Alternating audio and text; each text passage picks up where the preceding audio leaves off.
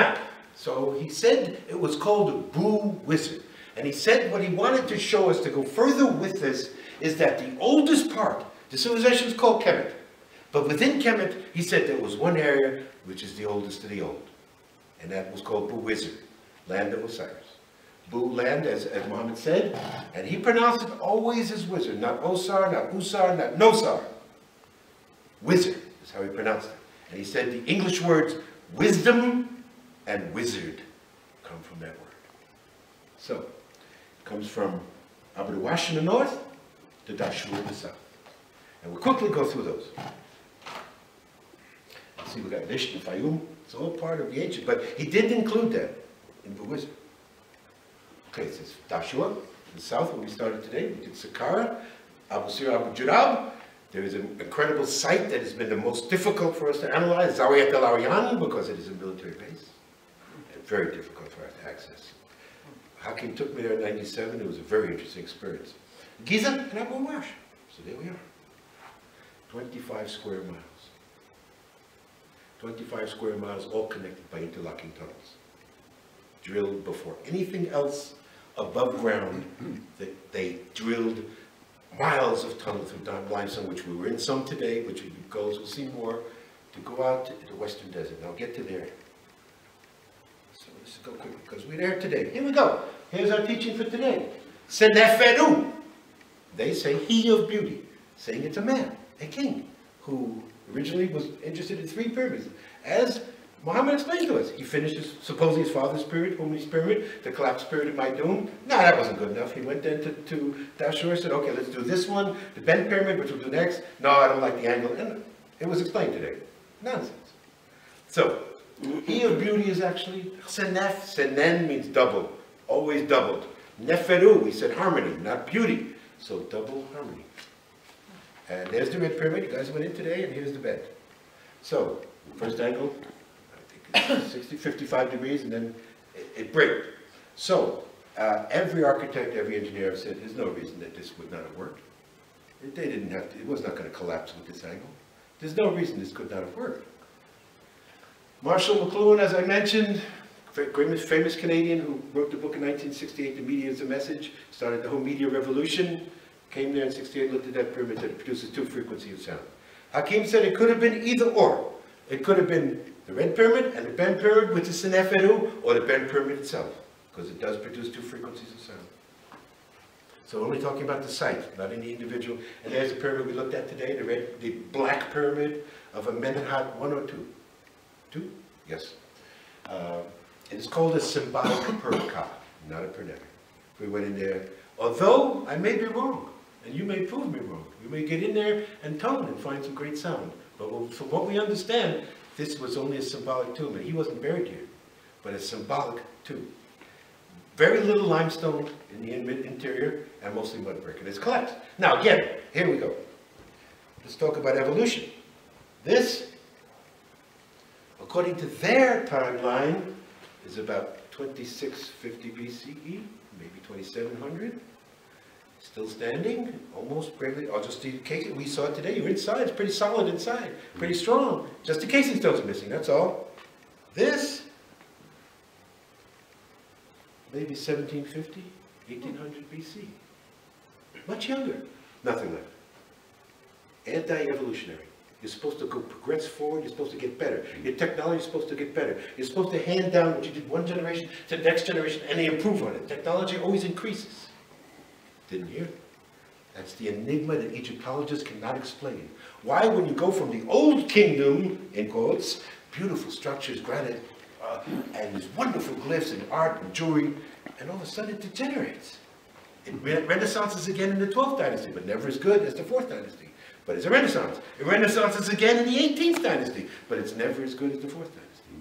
So it's anti-evolutionary. It degenerates. It cannot be explained. The only way it can be explained is what was before. And again, you saw the core belt ceiling. I had a very good friend of mine, Brett Tyson, in the 90s. He was an acoustic engineer and a musician. Looked at this and looked at the relieving chambers of the Great Pyramid and said it serves as an acoustic cone filter. As I said to Richard, it blocks out the frequencies you don't want, it keeps the frequencies you want. That's why we could hit the perfect tone. Gary's not even here. Okay. We didn't get a chance to go over here, but come back, or we do it again. There's the docks. There was no doubt that there was water went right up to these pyramids. It was green. And as I mentioned to people there, if you saw there were mounds in the background where some of the sand was darkened, we did some experiment, we did some digging, we found silt. Silt's still there, only rains 4 inches a year at Dashur, but there's still water under the sand. There's remnants of limestone walls here that show that they built an aqueduct for water to come. Boats would dock here. We could actually find a dock. Boats came here. So this is an active living site, folks. They didn't build these tombs out in the desert. And the interesting thing is, there you can see the silt. And it goes from west to east, where the ancient Urnil, which I'm going to get to quickly, the old river was. And they had to bring the old river to this current Nile Valley.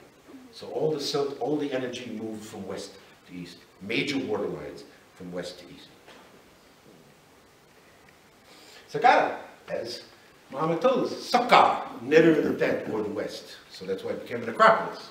So no Saqqara is actually a dynastic symbol. I used to ask Hakim, well, what was Saqqara in the ancient Phoenicians?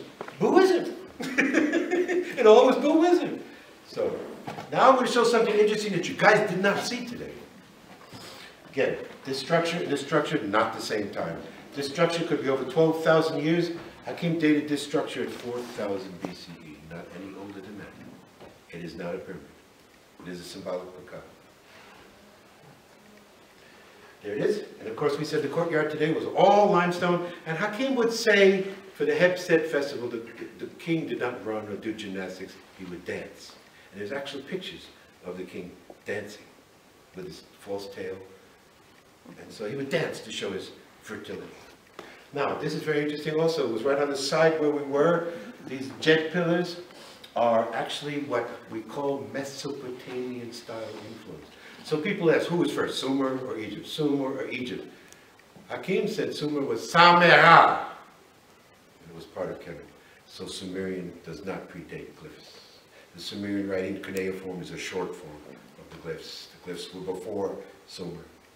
This is influence from Mesopotamia. This is what we call the Saqqara sequence. It's beautiful. Okay, series of pictures I took. Here we are, you saw the step pyramid was, here's where you guys went in. Well, if you would have gone down around the corner, you would have seen this structure, which is dynastic, no doubt. But look what's underneath. There's tunnels through the limestone bedrock. Watch out. Go further. We go closer. Here they are again, tunnels through the limestone bedrock. Here's another one. Here's one that goes way down. Now, here's an interesting symbol. Mathematicians in the audience? What is that? Pi. That's where it came from. Not from Greece. So, Hakim said, keep coming closer, Stephen. He would tell me to take these sequence of pictures. Come closer to this one. Okay? Here we go again. Here it is again. Here it is going way down. Closer, closer, closer. Boom. At least 100 meters, at least. Now, not a perfect right angle, but you're talking about drilling through limestone bedrock. Now, the interesting thing here, I'm going to go show a little, I think it's right next. No, okay. Here's where you guys went to hospital. Let's explain the hospital. I'm sure Patricia did it right, but let's explain the hospital. You saw a platform. Only one platform intact. There were 10 of them, if you looked. If you saw the hospital was much larger than you think. There were 10 platforms. Originally 28 niches, 14 on a side. The whole side on this side is gone. There's only 2 active niches left, but you could use one. He said, who was Imhotep? He said there were many Imhoteps. It was a title of the head of the school of healing by sound. He said the last Imhotep, who they think was Imhotep, 2700 BCE, was the last one who taught the sound healing at this site. So it is not, except for us, except for Hakim elucidating the hospital to people, except for us who come back and do it, no one has done this since 2700 BCE. They forgot how to do this. And you know, if you put your head in there, you're supposed to, the extant platform is that the patient would choose to go up the left side or the right side. Would you go to work on the right side or the feminine or the masculine side? Patient chooses. You go up, stand there, and the priestess, because of course women, would put their head in the niche, and intone a sound. And they would see in their mind an MRI of the person, their organs, their circulation, their glyph, their lance. Immediately would see where the block was. Would intone another sound, and the healing process would begin. And it'd be a specific color, and a specific herb. And immediately, when Robert Bauval came out with his book in 1996, Orion Mystery, I sat down with Hakim. What is about this? Nonsense. There originally were 9 large pyramids on the Giza Plateau, not 9 total. 9 large pyramids. Doesn't fit any belt of Orion. And as Susan, I think, pointed out, those stars are millions of light years away from each other. They don't look like that in reality as they do in the sky. It's just an illusion. But if there's more than 9 pyramids, they don't fit in the story. And there she is. And we say she. Let's talk about her briefly. Hakim said she was Tefnut. Not the story that we heard about Ra creating everybody else. Tefnut is related to Nut. Tef, spit. Spit. Spit of the mother. Nut is the great mother. So why did I say the spit of the mother? Well, Hakim said because saliva, every time we expectorate, to use a scientific term, it has no volume, no mass. It cannot be measured. You cannot define the great mother. This is the patriarchy. This is the matriarchal understanding. The great mother cannot be defined. But if you want to, so spit, where she spit, we'll put a statue. Originally, and I'll say this again when we get there, it'll be obvious, we'll talk about the erosion and mass detail, we'll talk about Robert Schoch's theories, but originally the plateau was this level, only what we think with the head. And it would have been, as I told Susan, in geology, what's called a yard dam. It's just a limestone outcropping.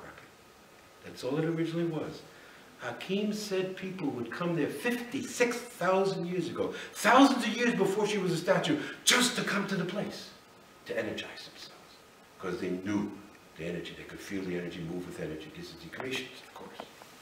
Then they said she spit and wanted to create a physical image for the first time. So the first thing created above ground, after all the tunnels, not pyramids, not temples, was Tefnut, the great one.